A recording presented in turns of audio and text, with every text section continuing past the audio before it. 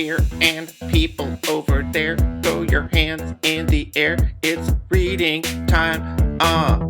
Reading Rainbot, gonna bring that to you. Reading Rainbot, gonna take the reading rainbow too. Reading rainbow sequence initiated.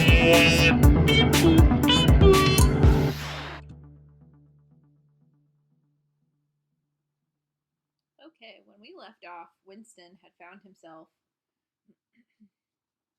back in his room, and O'Brien basically has given him the warning of, as soon as you've figured this all out, you can be free.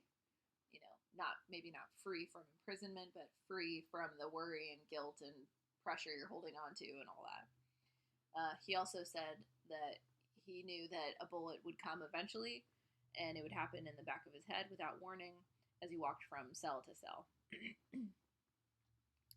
One day, but one day was not the right expression, just as probably it was the middle of the night. Once, he fell into a strange, blissful reverie. He was walking down the corridor, waiting for the bullet.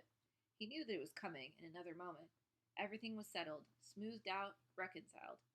There was no more doubts, no more arguments, no more pain, no more fear.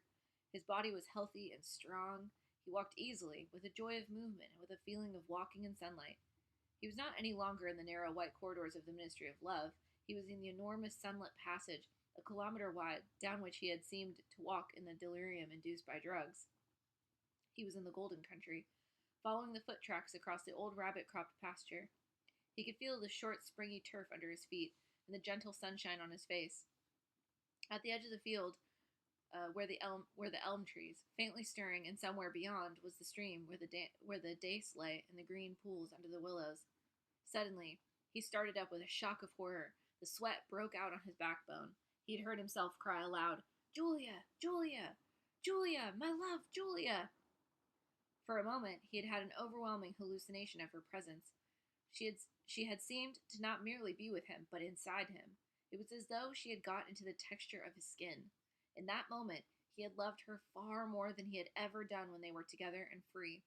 Also, he knew that somewhere or other she was still alive and needed his help.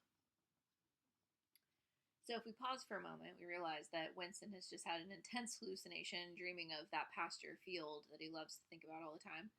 And he wakes himself up with a fear about Julia. And so he screams her name, wakes himself up with a scream, and then realizes in that moment, like, she's so deeply ingrained in him and who he is, that he loves her now through separation and the thought of her and the freedom that she had once brought to him more than he did when they were together.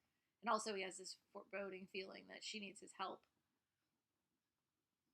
So his moment of weakness then is during that reverie. He's going to scream out Julia's name. Um, he lay back on the bed and tried to compose himself. What had he done? How many years had he just added to his servitude by that moment of weakness? In another moment, he would hear the tramp of boots outside. They would not let such an outburst go unpunished. They would know now, if they had not known before, that he was breaking the agreement he had made with them. He obeyed the party, but he still hated the party. In the old days, he had hidden a heretical mind beneath an appearance of conformity. Now he had retreated a step further. In the mind, he had surrendered, but he had hoped to keep the inner heart inviolate. He knew that he was in the wrong, and he preferred to be in the wrong. They would understand that. O'Brien would understand it. It was all confessed in that single foolish cry. So in that moment of weakness, Winston realized, like, shoot, I just dug myself a deep hole, because now they know my one weakness, my one thing I'm holding on to is this love and compassion and humanity that he holds towards Julia. And he just screamed her name out, so pretty sure everyone who's watching him on the telescreen now knows, if they didn't already. He would have to start all over again. It might take years. He ran a hand over his face, trying to familiarize himself with the new shape. There were deep furrows in his cheeks. The cheekbones felt sharp, the nose flattened. Besides, since last seeing himself in the glass, he had been given a complete new set of teeth. It was not easy to preserve inscrutably when you did not know what your face looked like.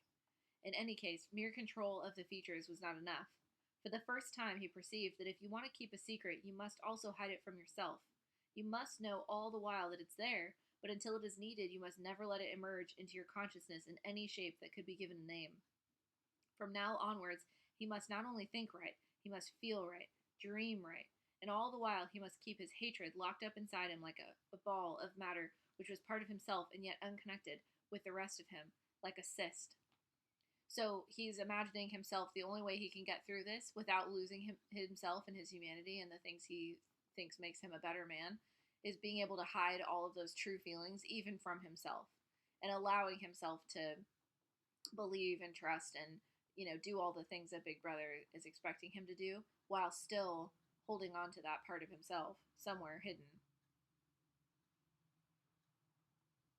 One day they would decide to shoot him. You cannot tell when it would happen, but a few seconds beforehand it should be possible to guess. It was always from behind, walking down a corridor. 10 seconds would be enough. In that time, the world inside him could turn over, and then suddenly, without a word uttered, without a check in his step, without the changing of a line in his face, suddenly the camouflage would be down, and bang would go the batteries of his hatred. Hatred would fill him like an enormous roaring flame, and almost in the same instant, bang would go the bullet. Too late, or too early. They would have blown his brain to pieces before they could reclaim it. The heretical thought would be the unpunished, unrepented, out of their reach forever. They would have blown a hole in their own perfection. To die hating them. That was freedom. So your question, there's two parts to this section we just read that I wrote some questions from, and one is that Winston's obviously obsessed with this idea of being shot in the back of the head walking down a corridor. And so what do you think that symbolizes? And we talk a lot about in English language arts the ability for an author to use certain language to decide what something else might mean. So two meanings of the thing. So what might it mean that he's constantly imagining himself being shot from behind? And the other part of the question that came from this section is, as Winston is imagining himself being shot in the head, he thinks to himself, now would be the perfect time because, quote, to die hating them was freedom. So what do you think he really means by that? If they were to shoot him right in that moment, why would he be okay with that? Why would he feel like that's the right time? And if that's the case, do you really think that the party doesn't know that and that they're not going to shoot him then, right? They're going to wait until they have him perfect. Because as O'Brien has said, they don't want to kill him before he's made perfect. And so he's not completely finished. He's only in phase 2 of the reintegration. He still needs to go through acceptance, right? And so right now he's still in the phase of understanding. And so he's having this moment of like, I would love it if they would just shoot me right now because then that would mean that they didn't win and that I can hold on to this like hatred I feel towards Big Brother, but chances are that won't happen. So he shut his eyes. It was more difficult than accepting an intellectual discipline. It was a question of degrading himself, mutilating himself. He had got to plunge into the filthiest of filth. What was the most horrible, sickening thing of all? He thought of Big Brother. The enormous face, because of constantly seeing it on posters, he always thought of it as being a meter wide, with its heavy black mustache and the eyes that followed you to and fro, seemed to float into his mind as of its own accord. What were his true feelings towards Big Brother? There was a heavy tramp of boots in the passage, and the steel door swung open with a clang. O'Brien walked into the cell, and behind him were the waxen-faced officer and the black uniformed guards. So what do you think? So Winston's admitting that he has, quote, intellectually disciplined himself, meaning he's been able to convince himself that the party is right and he is wrong and he can control those thoughts. And we know that emotionally he's still a little weak, right, because he's calling out for Julia in his sleep. But what does it mean about when he says, it, quote, it being a question of degrading himself and mutilating himself? So what does it mean in that part when he talks about he has to plunge into the filthiest of filth? So that's something I want you to think about. No wrong answers. So now O'Brien's walking into the cell. Get up, said O'Brien. Come here. Winston stood opposite him. O'Brien took Winston's shoulders between his strong hands and looked at him closely. You've had thoughts of deceiving me, he said. That was stupid. Stand up straighter. Look me in the face. He paused and went on in a gentler tone. You're improving. Intellectually, there's very little wrong with you. It's only emotionally that you have failed to make progress. Tell me, Winston, and remember no lies. You know that I'm able to detect a lie. Tell me, what are your true feelings towards Big Brother? I hate him. You hate him? Good. The time has come for you to take the last step. You must love Big Brother. It's not enough to obey him.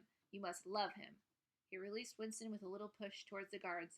Room 101, he said.